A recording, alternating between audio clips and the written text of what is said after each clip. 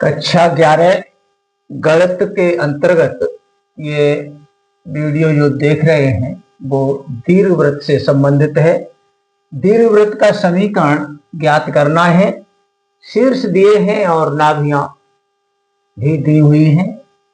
तो ये एक्सरसाइज है 11.3 11वां प्रश्न। देखें इसका हल यहां से शुरू। जो चीज दी है, शीर्ष दो तरह के होते हैं, एक्स अक्ष पर और वाई अक्ष पर।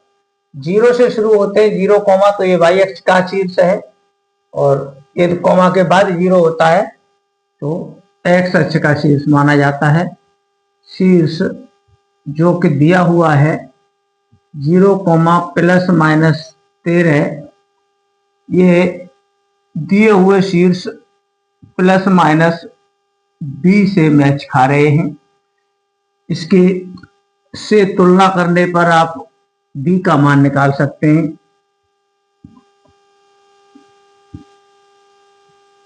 जब इससे तुलना करेंगे तो मान b का मिल जाएगा।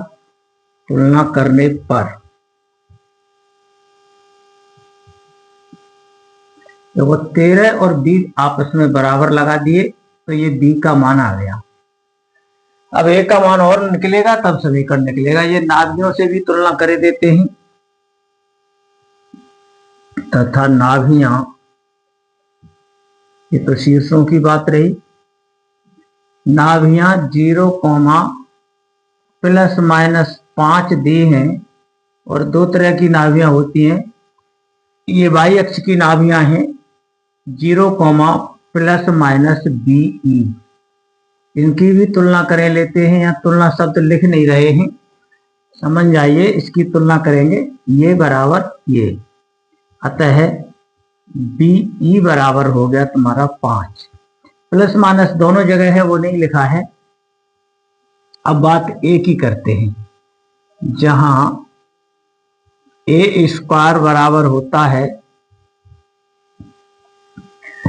a² बराबर होता है b², 1 - e²। आगे बराबर अंदर गुणा करिए, मल्टीप्लाई इनका b² -b² e²। इन दोनों का स्क्वायर को ऐसे इकट्ठा करके स्क्वायर लिख देते हैं, जिसमें b का मान हमें 5 मालूम पड़ गया है, वो लगा दीजिए।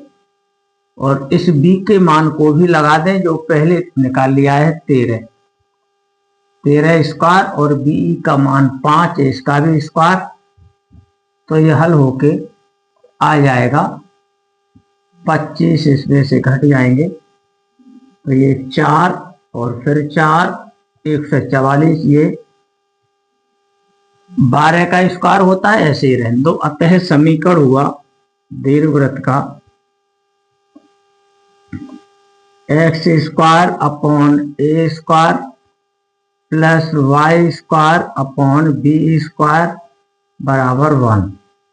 या a और b के जो स्क्वायर हैं इनके मान यहाँ लग जाएंगे। a² का मान अब ये भी निकला है 144, plus y² upon b²। b² का मान पहले ही b तैयार था, अब स्क्वायर होना है 13 का। b का मान 13 है, स्क्वायर करके लिख देते हैं। ये 13 का स्क्वायर लिख दिया है, b का मान 13 है, बराबर 1। ये मानक रूप में दीर्घवृत्त का समीकरण है, पूछा गया था। आसान प्रश्न है, निश्चित रूप से समझ में आया होगा। न समझ में आने का कारण हो सकता है कि आपने पिछला वीडियो नहीं देखा है, तो इनके पिछले वीडियो देख लीजिए। दीर्घवृत्त से संबंधित सभी प्रश्न समझ में आने लगेंगे, ऐसी हमें उम्मीद है। धन्यवाद।